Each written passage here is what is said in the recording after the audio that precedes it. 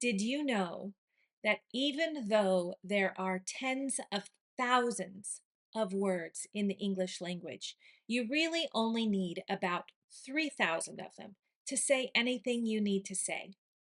I'm teaching 3,000 words in 3,000 days. Stick with me and you'll get a new word every day.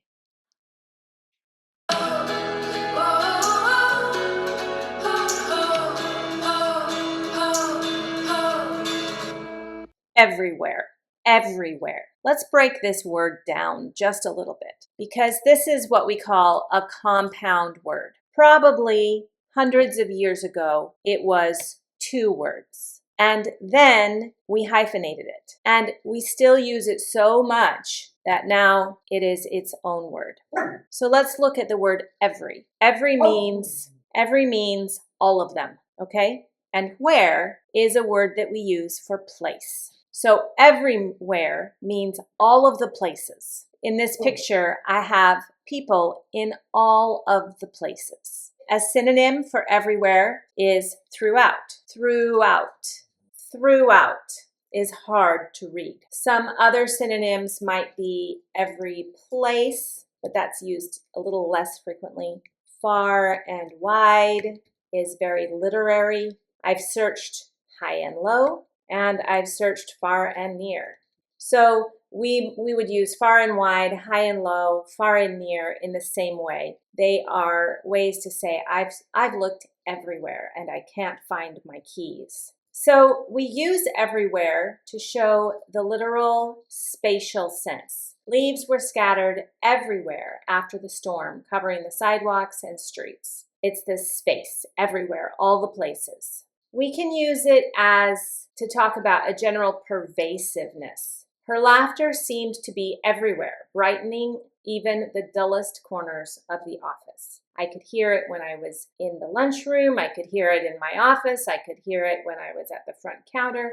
Her laughter was in all the places. Usually, when we have a word that means all of them, like everywhere, we use it to make an exaggeration because we know that you probably can't hear her laughing when you're down the hall in the break room. These days, it feels like the internet is everywhere, following you no matter where you go. You can't go anywhere without finding the internet. Now, that's not true because I know this because I watch Alone, where people go out to the middle of nowhere, which is the opposite of everywhere. They go out to the middle of nowhere and they try to survive. So everywhere. It's a hyperbolic or an exaggeration. It collocates with a negative context when we talk about negative things. For example, after the party, crumbs and sticky cups were everywhere, making the kitchen a disaster zone. So everywhere by itself does not have a negative or a positive connotation. It's just neutral. It depends on how we use it. He looked for his keys everywhere, but they were still tucked in his coat pocket. He looked in all the places. He looked everywhere. The opposite of everywhere, as I said, is nowhere. There's not a noun or a verb here or an adjective. Really, the part of speech depends on how you're using it. So when I give us this little card here that we always look at in my videos, I'm making an assumption that all of our words fit into these categories. But they don't always fit into these categories because these categories are based on Latin and this idea of parts of speech. But sometimes words like everywhere and nowhere and sometimes they're more conjunctions. We just use them. Let me see so everywhere says it's a noun. There's no verb.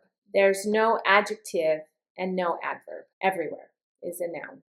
I really hope that you enjoyed this word. Use it 5 times today, write it down, commit it to memory. And I'll see you in the next lesson.